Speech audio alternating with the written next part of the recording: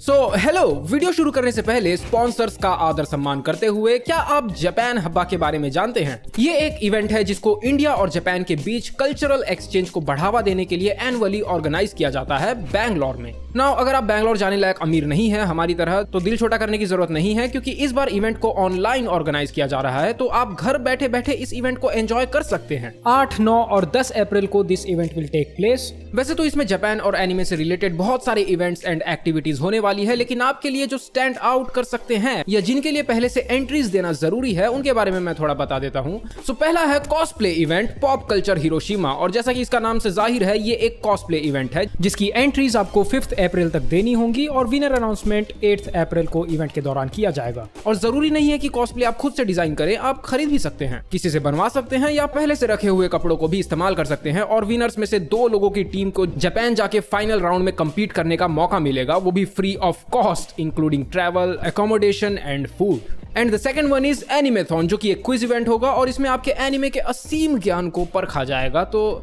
अनीचा का time stamp याद रखने वालों, ये इवेंट तुम्हारे लिए ही है और इस इवेंट में विनर्स 10,000 रुपए तक का इनाम जीत सकते हैं। इसमें टोटल 2 राउंड्स होंगे, प्रीलिम्स 2 अप्रैल को शाम को 7 बजे और फाइनल राउंड 9 अप्रैल को शाम को 7 बजे। Now the third and the most exciting one is for singers.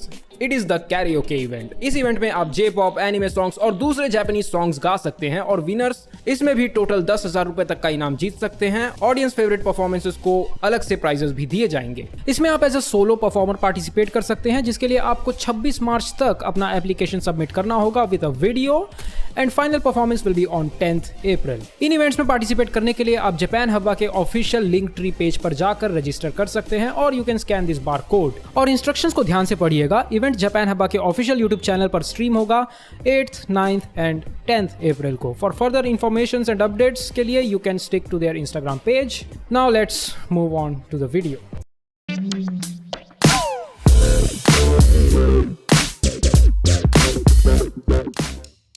तो तुम्हें कैसा लगता है when a girl randomly comes to your house and starts undressing? Yes, मेरे साथ काफी हुआ है स्कूल के समय में। I really hated it. So relatable. एक बहुत ही ज्यादा रिलेटेबल एंड होलसम एनिमे है which is ongoing. It's called Dress Up Darling.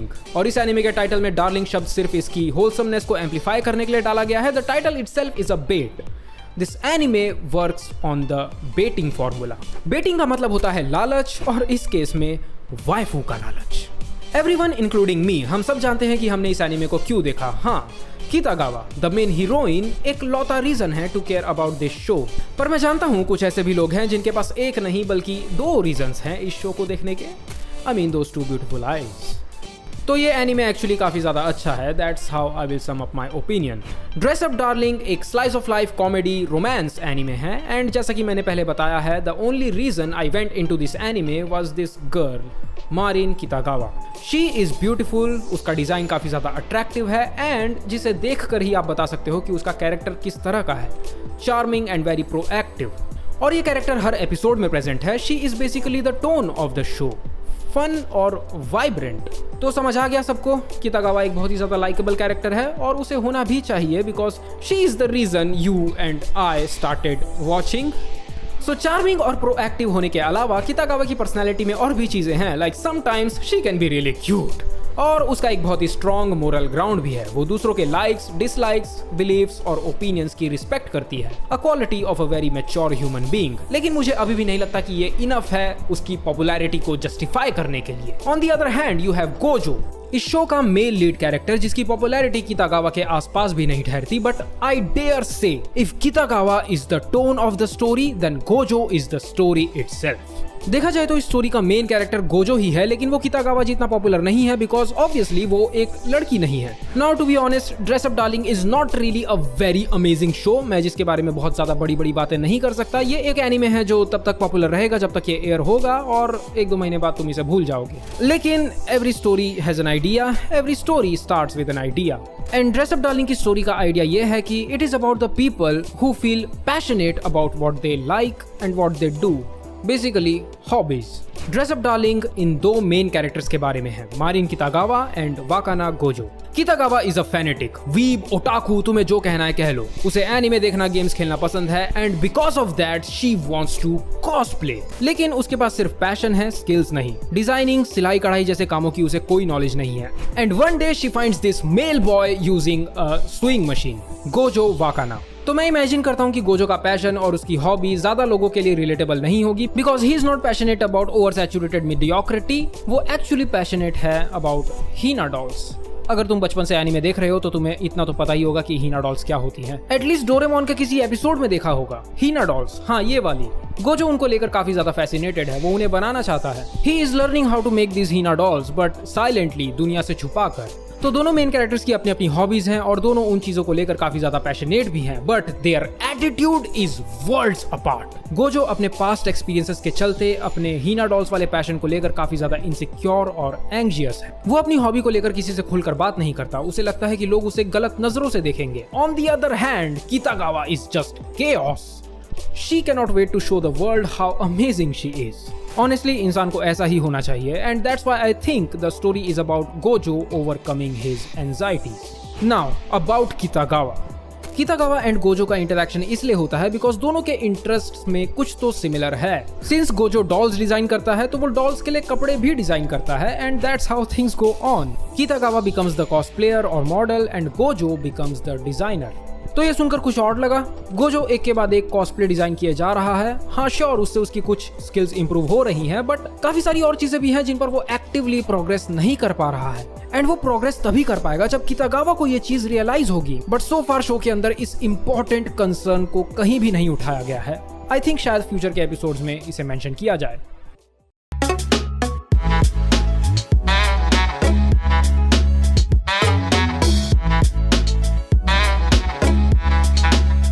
I know absolutely nothing about cosplays, but मैं काफी सारे लोगों को जानता हूँ कम्युनिटी में जो कॉस्प्ले करते हैं। तो मैं इतना तो जानता हूँ कि cosplaying is actually a very big deal, and अगर तुम कॉस्प्ले करते हो दैट मीन्स तुम काफी ज्यादा पैशनेट हो, एंड हर पैशनेट इंसान बहुत बड़ा जुगाड़ प्रेमी होता है। हर एक फिनिश्ड और पॉलिश्ड प्रोडक्ट के पीछे किस लेवल की मेहनत और किस किस तरह के अजीबोगरीब जुगाड़ होते हैं वो सिर्फ उसे क्रिएट करने वाला इंसान जानता है। And cosplayers, this anime is speaking to you specifically, so you have to watch it, I really suggest.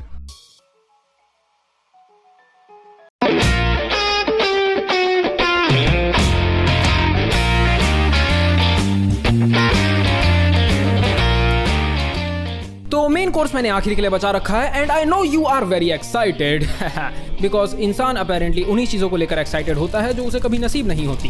Checkmate. ना मेरी तरफ मत देखना, मैंने अपनी रियल लाइफ में काफी सारा रोमांस एक्सपीरियंस किया है, एंड मैंने काफी सारे रोमांस एनीमे भी देखे हैं जिनके साथ मैं इसे कंपेयर करके जज भी कर सकता हूँ, लाइक होरीमिया। अच्छा ओके, मैं इस सब्जेक्ट के बारे में बिल्कुल भी नॉलेजेबल नहीं हूँ, लेकिन मैं फिर भी थोड़ा बहुत इनपुट दे सकता हूँ। Let's talk about Horimiya. Why? Because we need a contrasting viewpoint. तो होरीमिया काफी अच्छा एनीमे है, डिसेंट और एवरेज आई वुड से। वो एवरेज से काफी ज्यादा बेटर हो सकता था, लेकिन it had some major flaws. तो फर्स्ट ऑफ ऑल स्टूडियो ने अडेप्टेशन में से काफी सारा सब्सटेंस कट कर दिया, दैट्स एन ऑब्वियस रीजन, लेकिन it still had some really bad writing choices. काफी अच्छा सेटअप था, काफी अच्छे characters. Hori and Miyamura were in open relationship and then Hori chose to be a masochist. क्यों? Because character. And ये चीज काफी ज्यादा प्रॉब्लमेटिक थी because it kept happening again and again. It's like the writer ran out of ideas, and ऐसा होना ही था because the kind of relationship Miyamura and Hori shared was very bleak.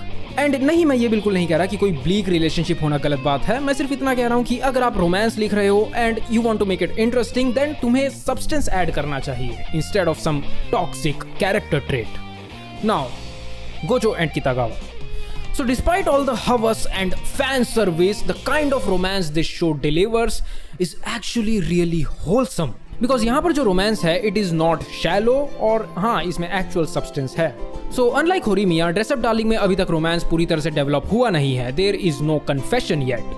Now कितागावा has a very attractive personality, तो obviously Gojo भी उसकी तरफ attracted है, लेकिन he also believes that she is out of his league और इसीलिए वो अपने attraction को इतना ज्यादा seriously नहीं लेता है। In episode 1, a very attractive looking guy makes his move on Kitagawa, लेकिन कितागावा उसे कुत्तों की तरह धुतकार देती है. Why?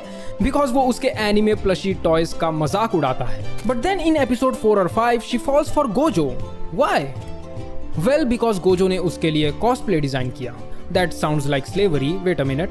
उसने ना सिर्फ कॉस्प्ले डिजाइन किया बल्कि उस डिजाइन को ऑब्जर्व करने के लिए उसने कितागावा की फेवरेट एनिमे गेम को पूरा खेला.